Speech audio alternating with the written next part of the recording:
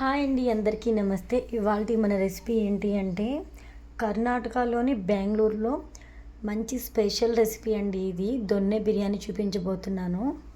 First time చేసే వాళ్ళు కూడా పర్ఫెక్ట్గా ప్రిపేర్ చేసుకునే బిర్యానీ ఏదైనా ఉంది అంటే అది దొన్నె బిర్యానీ అండి. మరి ఇంకా ఆలస్యం చేయకుండా రెసిపీ ప్రాసెస్ చూసేద్దాం పదండి. ఒక మిక్సింగ్ బౌల్ తీసుకొని అందులో శుభ్రంగా కడిగి తీసుకుని చికెన్ వేసుకోవాలి. నేను ఇక్కడ 1/2 kg చికెన్ తీసుకొని అందులో కొంచెం ఉప్పు అయితే వేసుకున్నాను. అలానే 1/2 టేబుల్ స్పూన్ వరకు అయితే పసుపు అయితే యాడ్ చేసుకొని ఒక 1 టేబుల్ స్పూన్ వరకు అయితే ఆయిల్ అయితే యాడ్ చేసుకొని 2 స్పూన్ల వరకు పెరుగు అయితే కలుపుకోవాలి.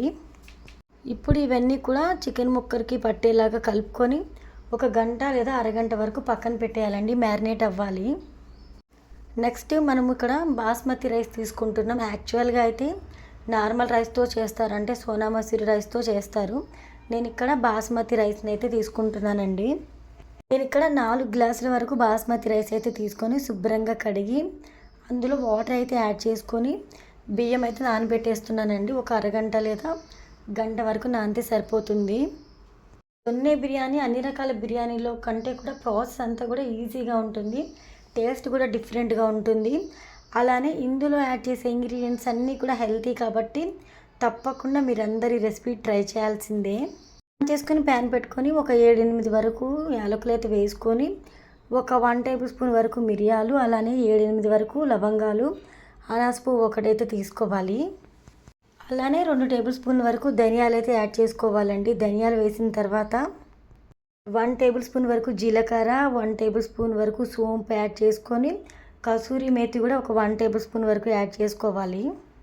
అలానే ఒక బిర్యానీ ఆకు సగానికి కట్ చేసుకొని 2 ముక్కలుగా వేసుకొని డ్రై రోస్ట్ చేసుకొని ఆ తర్వాత ఈ ఇంగ్రీడియంట్స్ అన్నీ కూడా మసాలా స్పైసెస్ అన్నీ కూడా మిక్సీ జార్లో వేసుకొని మెత్తని పొడిలాగా మసాలా ప్రిపేర్ చేసుకోవాలండి.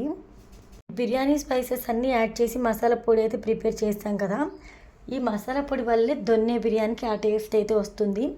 ఫ్లేవర్ అయితే చాలా డిఫరెంట్ ఉంటుంది. డెఫినెట్గా నేను చెప్తున్నాను, చాలా బాగుంది, నేను ట్రై చేశాను. మరి మీరు కూడా తప్పకుండా ట్రై చేయాలి.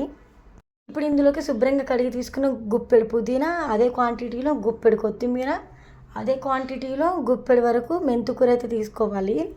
ఇందులో మెంతికూర వేస్తారండి, అదే స్పెషల్ అనమాట.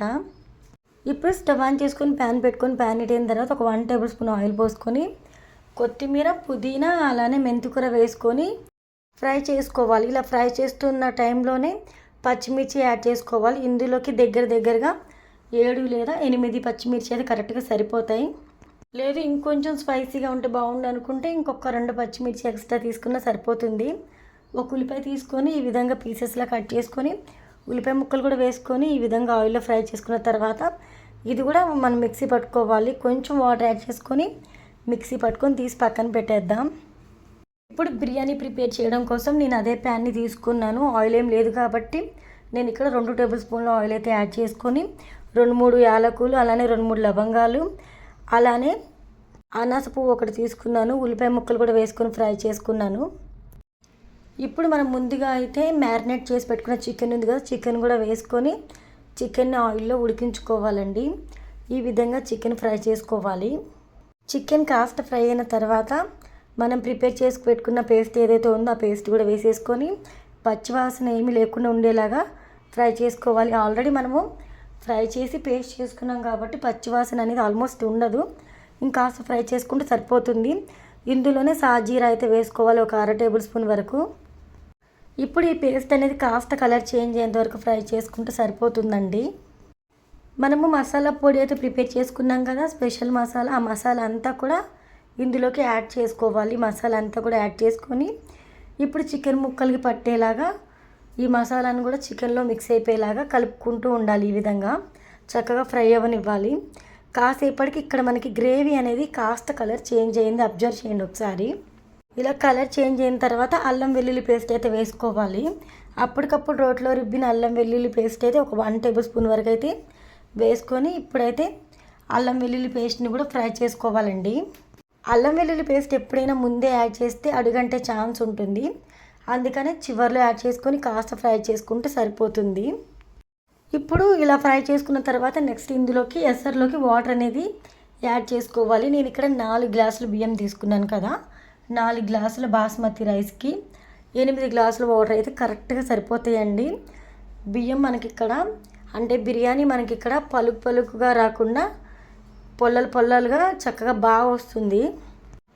మరీ మెత్తపడకుండా మరీ పలుగ్గా కాకుండా పొల్లలు పొల్లలుగా ఉంటే చూడ్డానికి బాగుంటుంది, తినడానికి కూడా టేస్ట్ బాగుంటుంది. ఇప్పుడు ఎసరు అయితే కాస్త కాగనివ్వాలి. ఎసరు కాగిన తర్వాత ఇందులోకి టేస్ట్కి సరిపడా ఉప్పు అయితే యాడ్ చేసుకోవాలండి. ఉప్పు వేసుకొని ఒకసారి కలుపుకొని ఆ తర్వాత ఎసరు ఇంకొంచెం మరగనివ్వాలి. ఎసరు పర్ఫెక్ట్గా మరుగుతుంది అన్న టైంలో మనం ఇందులోకి నానబెట్టుకున్న బాస్మతి రైస్ ఉంది కదా, బాస్మతి రైస్ అవ్వచ్చు లేదంటే నార్మల్ రైస్ అయినా తీసుకోవచ్చు అని చెప్పాను కదా. నార్మల్ రైస్ అయినా సరే ఇందులోకి యాడ్ చేసేసుకోవాలి. నేను ఇక్కడ బాస్మతి రైస్ తీసుకున్నాను కాబట్టి బాస్మతి రైస్ అని చెప్తున్నానండి. ఇక్కడ రైస్ అయితే యాడ్ చేసుకున్నాం కదా. రైస్ యాడ్ చేసుకున్న తర్వాత ఒకసారి కలుపుకొని మంటను హై ఫ్లేమ్లో పెట్టేసి నీళ్ళంతా ఎగిరే వరకు ఉడకనివ్వాలి. నీళ్ళు ఎగిరిన తర్వాత మనం ఇక్కడ మూత పెట్టేసి మంటను ఒక 15 నిమిషాల వరకు లో ఫ్లేమ్లో అడ్జస్ట్ చేసుకొని ఇక్కడ మనం దమ్ అవ్వనివ్వాలి బిర్యానీని. ఆ తర్వాత యమ్మీగా టేస్టీగా బిర్యానీని ఎంజాయ్ చేయొచ్చు. ఈ బిర్యానీలోకి రైతాతో అయినా బాగుంది, అలానే మీరు షార్వా చేసుకోవచ్చు. చికెన్ కర్రీతో అయితే సూపర్గా ఉంది. మేము చికెన్ కర్రీతో తిన్నాం, అదిరిపోయింది. నేను ప్రిపేర్ చేసిన దొన్నె బిర్యానీ రెసిపీ మీకు నచ్చిందా? నచ్చితే వీడియోకి లైక్ ఇవ్వండి. వ్యూస్ ఎన్ని వస్తున్నాయో కానీ లైక్స్ మాత్రం చాలా తక్కువ వస్తున్నాయి. లైక్ ఇవ్వడం అస్సలు మర్చిపోకండి. రకరకాల కొత్త రెసిపీస్ కోసం, పాతకాలం రెసిపీస్ కోసం, రకరకాల వంటకాల కోసం మామ్స్ కిచెన్ రెసిపీస్ ఛానల్ని సబ్స్క్రైబ్ చేసి ఛానల్కి సపోర్ట్ చేయండి. Thank you so much for watching.